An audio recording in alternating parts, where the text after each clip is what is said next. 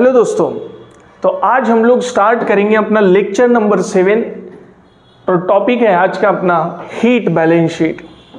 इस heat balance sheet में सबसे पहले हम लोग डिफरेंट फॉर्मूलेज देखेंगे, फिर मैं आपको इस शीट के बारे में डिटेल्स बताऊंगा। नाउ सबसे पहला जो फॉर्मूला होता है हीट बैलेंस शीट में, वो पहला formula that is heat supplied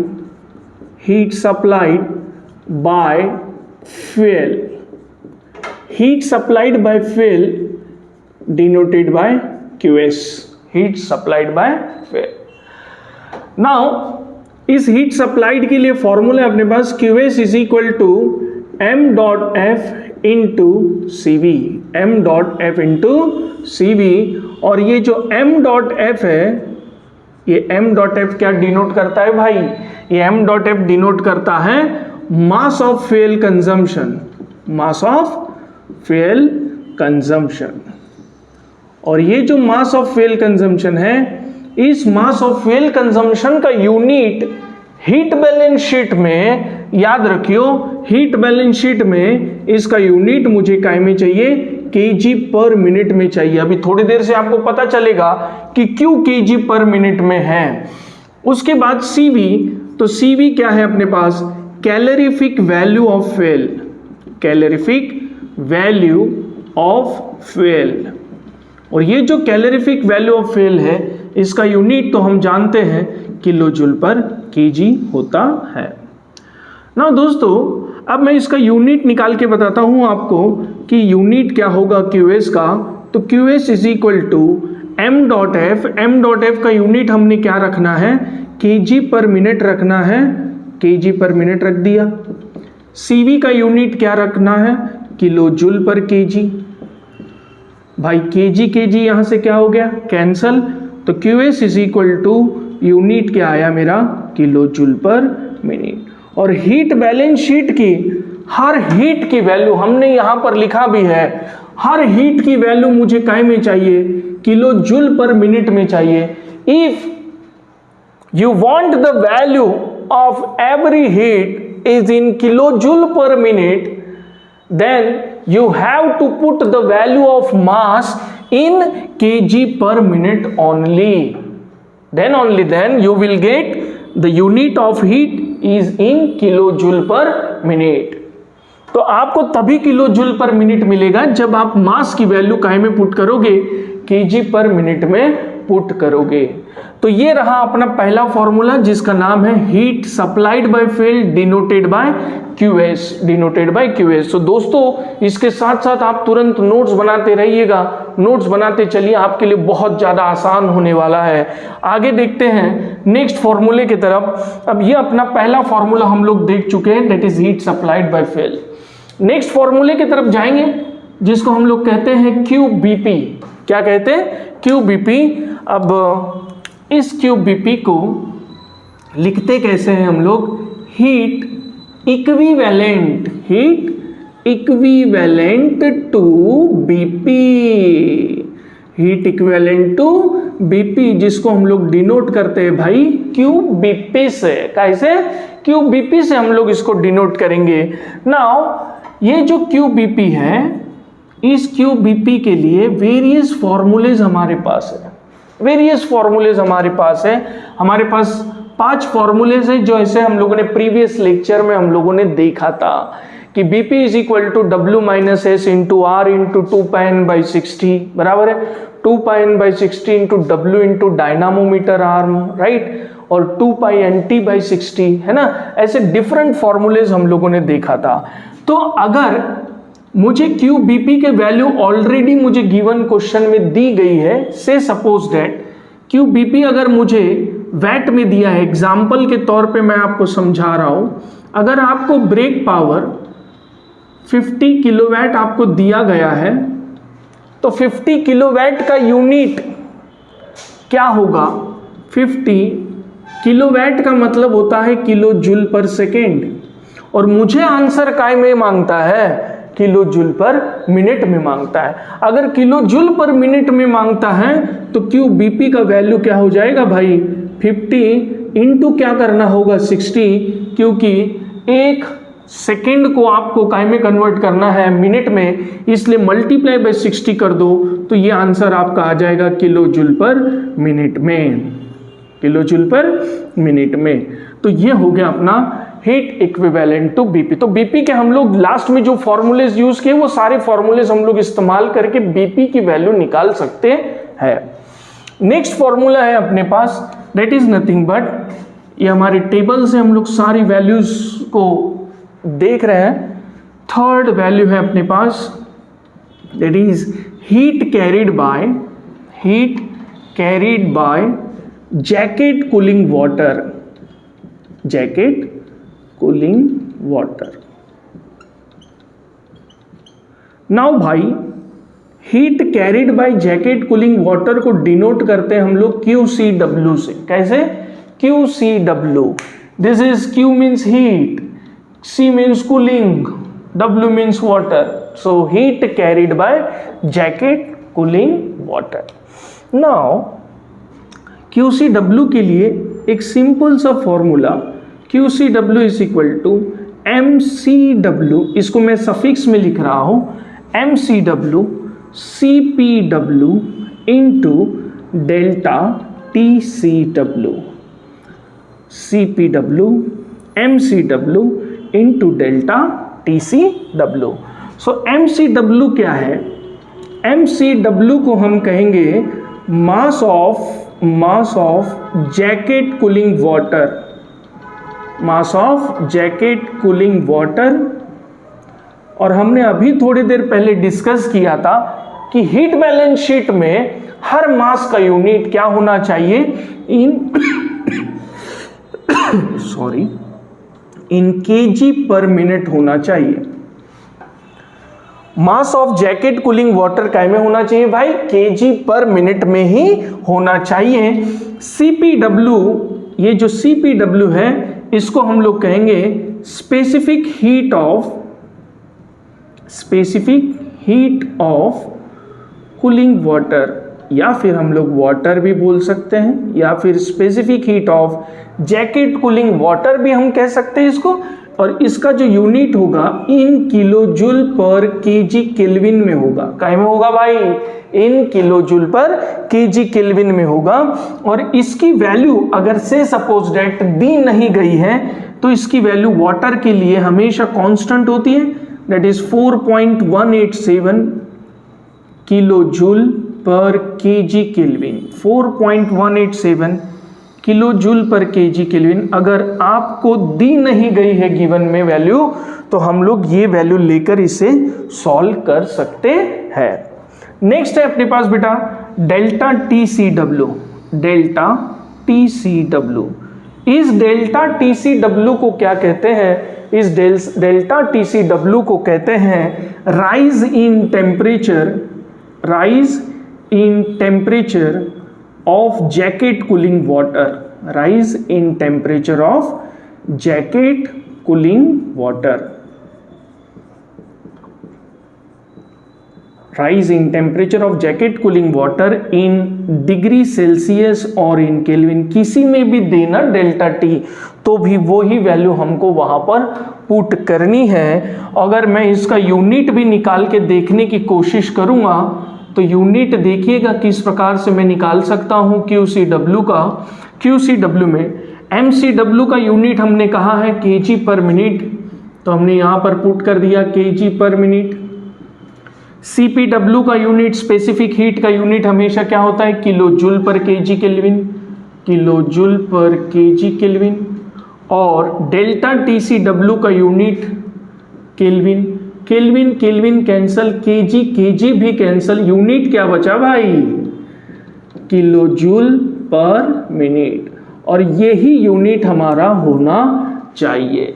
अगर आपको ये यूनिट लाना है किलो जूल पर मिनट तो ये सारे वैल्यूज आपको उसी स्टैंडर्ड्स में पुट करने होंगे, उसी यूनिट में पुट करने होंगे, तभी जाके आपको हर वैल्यू काय में मिलेगी? किलो जूल पर मिनट में मिलेगी, राइट। नेक्स्ट है, नेक्स्ट इंपॉर्टेंट हमारे पास है that is nothing but QDG। साथ ही साथ दोस्तों नोट्स बनाते रहिएगा, आपको ये चीजें काफी ज्यादा मदद करेगी। Fourth one that is nothing but heat carried by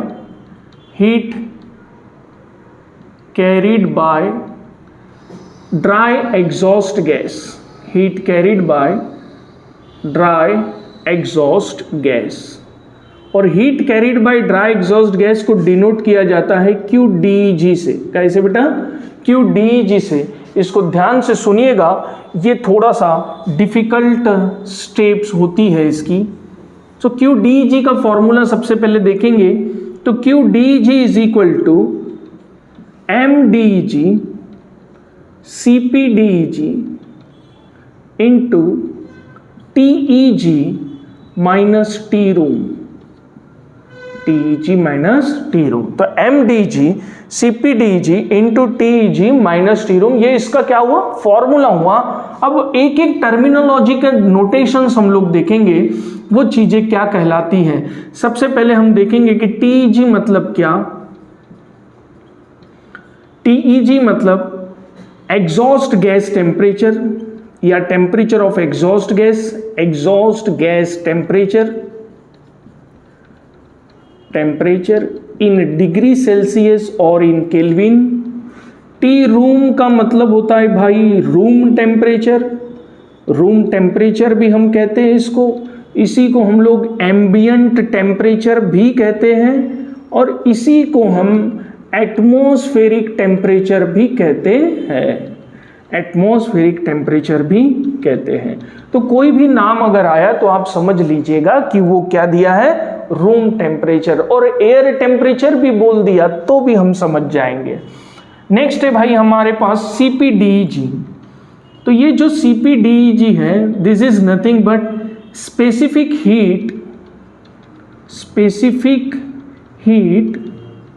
of dry exhaust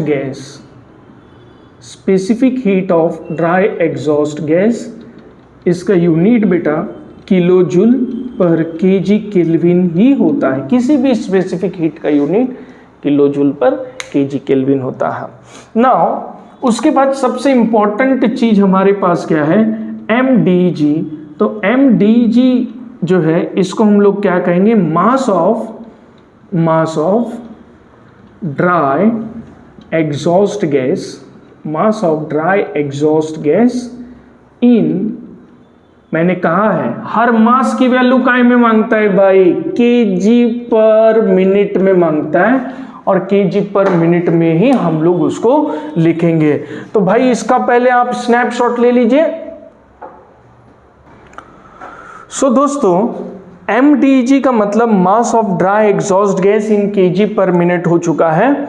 अब हम लोग देखेंगे MDEG हमें जनरली MDEG की वैल्यू हमें डायरेक्टली दी नहीं जाती है, तो MDEG हमें कैलकुलेट करना होता है। क्या करना होता है? कैलकुलेट करना होता है। तो कैसे कैलकुलेट करेंगे हम इसको देखिएगा। MDEG is equal to MEG minus m.H2O, m.EG minus m.H2O। अब एक एक टर्म हम लोग यहाँ पर देखेंगे, बहुत अच्छे से ध्यान दीजिए मित्रों, सारी चीजें समझ में आ जाएगी।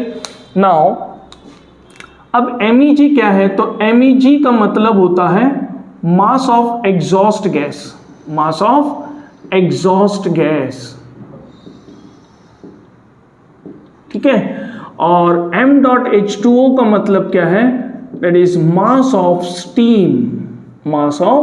स्टीम। तो MEG हमें कैसा मिलेगा, तो MEG के लिए भी फॉर्मूला है, that is m.air plus m.fuel, तो m.air मतलब मास ऑफ एयर कंजम्पशन और m.f मतलब मास ऑफ फ्यूल कंजम्पशन, बराबर है।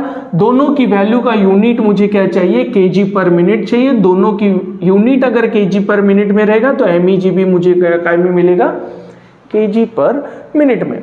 अब नेक्स्ट है हमारे पास, तो इस प्रकार से हमें MEG मिल जाएगा m.air प्लस m.fuel से। नेक्स्ट हमारे पास है m.H2O।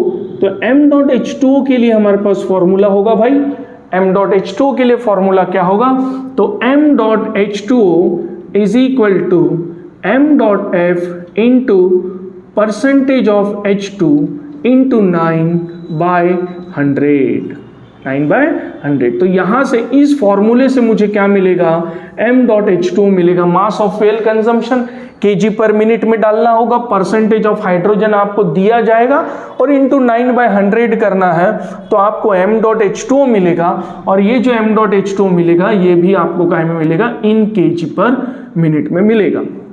अब भाई आपको m.H2O मिल गया, आपको MEG मिल गया, दोनों भी वैल्यू को यहाँ पर पुटअप कीजिएगा, आपको क्या मिल जाएगा, MdEg मिल जाएगा। और MdEg की वैल्यू हम यहाँ पर पुटअप करेंगे, क्या मिल जाएगा हमें, QdEg। तो इस प्रकार से हम लोग heat carried by dry exhaust gas calculate करते हैं। नेक्स्ट टर्म की तरफ जाएंगे, हमारे पास है नेक्स्ट टर्म है Q.H2O। अब Q.H2O हम कैसे फाइंड आउट करेंगे, ये हमारा फिफ्थ फॉर्मूला है, that is heat carried bye steam formed, heat carried bye steam formed, steam formed. इसको हम लोग लिखते हैं Q.H2O। क्या लिखते हैं भाई, Q.H2O। सो दोस्तों इसके लिए भी एक सिंपल सा फॉर्मूला है, Q.H2O is equal to m.H2O into H1 minus H2। Q.H2O is equal to m.H2O into H1 minus H2, ये फॉर्मूला है। अब इस फॉर्मूले में हमें प्रीवियस स्टेप में मुझे m.H2O तो मिल चुका है, m.H2O मिल चुका है, सिर्फ क्या नहीं मिला मेरे पास, तो H1 और क्या नहीं मिला, H2। तो अब इसे हम कैसे फाइंड आउट करते हैं H1 और H2 को, तो let us see here how to get the value of H1 and H2। So H1 के लिए क्या है, तो H1 is equal to, formula है भाई इसके लिए, H1 is equal to Hg plus Cp सूप, Hg प्लस Cp सूप in bracket TEG minus T saturated, TEG minus T saturated. तो TEG मतलब टेम्परेचर ऑफ एग्जॉस्ट गैस, पहले ही हमने डिस्कस किया। नेक्स्ट है Tsat। Tsat का मतलब होता है भाई सैचुरेटेड टेम्परेचर, Tsat का मतलब होता है saturated temperature, saturated temperature.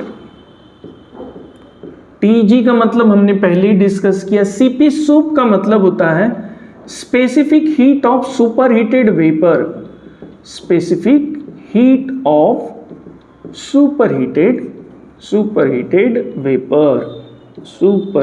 Vapour in kilo joule per kg kelvin, right. So हम लोग देखेंगे यहां पर कि H1 is equal to Hg plus Cp sup TEG minus Tsat। अब हमें देखो Tc सूप तो Cp सूप हमें गिवन में दिया जाएगा भाई, TEG हमारे पास ऑलरेडी अवेलेबल रहेगा, तभी तो हमने ये स्टेप की गई, बराबर है, क्योंकि इस स्टेप में TEG था तो TEG हमारे पास ऑलरेडी अवेलेबल है। सिर्फ अवेलेबल क्या नहीं है, तो Hg अवेलेबल नहीं है और Tsat अवेलेबल नहीं है।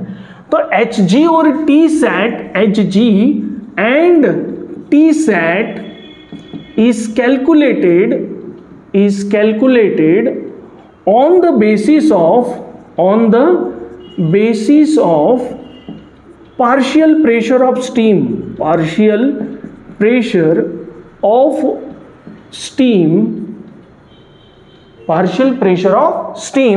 and latent heat of steam।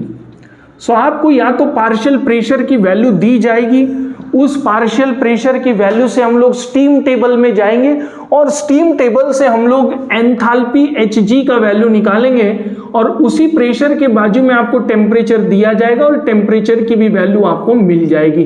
तो इस प्रकार से हम लोगों को स्टीम टेबल से वैल्यू मिलेगी किसकी, Hg की वैल्यू मिलेगी इन किलो जूल पर kg में, एज वेल एज Tsat की वैल्यू मिलेगी, डेट इज सैचुरेटेड टेम्परेचर की वैल्यू इन डिग्री सेल्सियस में। जो भी वैल्यू मिलेगी वो हमें यहाँ पर नोट डाउन करके वैल्यू किसकी निकालना है भाई, H1 की वैल्यू निकालना है। और H1 की वैल्यू जो मुझे मिलेगी वो किस में मिलेगी, किलो जूल पर kg में। तो H1 हम लोगों ने निकाल लिया दोस्तों। नेक्स्ट क्या है अपने पास, H2 है। क्या है, H2 है। तो H2 कैसे हम कैलकुलेट करेंगे? तो H2 के लिए ध्यान से सुनिएगा, H2 इज इक्वल टू होता है HF, H2 is equal to HF होता है। और ये किस टेम्परेचर पे निकालने का, तो एट रूम टेम्परेचर पे इसकी वैल्यू निकालने। जैसे अब नहीं समझाऊंगा तो ध्यान दीजिएगा, अगर से सपोज दैट एग्जांपल के तौर पे आपको रूम टेम्परेचर दिया है 23 डिग्री सेल्सियस, आपके पास रूम टेम्परेचर था, तभी आपने ये स्टेप किया ना भाई, ये देखो यहाँ पे रूम टेम्परेचर लग रहा था। रूम टेम्परेचर मतलब आपको पता है, उस रूम टेम्परेचर से उसी टेम्परेचर को रेफर कीजिए आप किस टेबल को, स्टीम टेबल को रेफर कीजिए। स्टीम टेबल में, स्टीम टेबल में कौन से टेबल में देखोगे, टेम्परेचर टेबल को रेफर करोगे, 23 डिग्री सेल्सियस पे जाओगे और वहां पर वैल्यू किसकी देखोगे आप, एंथैल्पी की वैल्यू। और जितनी HF की वैल्यू होगी उतनी ही किसकी वैल्यू होगी, H2 का वैल्यू होगा। और वो H2 का वैल्यू आपको मिलेगा इन किलोजूल पर केजी में। तो इस प्रकार से हमें H1 भी मिल जाएगा, H2 भी मिल जाएगा, और m.H2 तो मुझे प्रीवियस इसमें मिला है। इस प्रकार से मुझे क्या मिल जाएगा भाई, Q.H2O। तो Q.H2 की वैल्यू मुझे मिलेगी इन केजी, किलोजूल पर मिनट में, इन किलोजूल पर मिनट में। तो ये भी हो गया अपना Q.H2 भी दोस्तों हमारा संपन्न हुआ। लास्ट टॉपिक बचा हुआ है उसका, that is nothing but unaccounted heat. Unaccounted heat sixth topic है, sixth formula unaccounted heat. Unaccounted heat इसको हम लोग डिनोट करते हैं भाई QU से, अनअकाउंटेड हीट।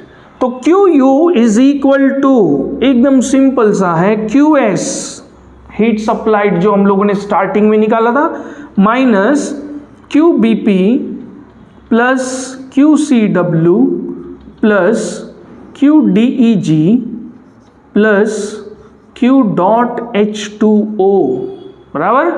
इन सभी का एडिशन करने लेने का, इन सभी के एडिशन को QS में से माइनस कीजिएगा आप, तो आपको वैल्यू किसकी मिलेगी, QU की वैल्यू मिलेगी। और QU की वैल्यू जो मिलेगी वो मिलेगी आपको किलो जूल पर मिनट में।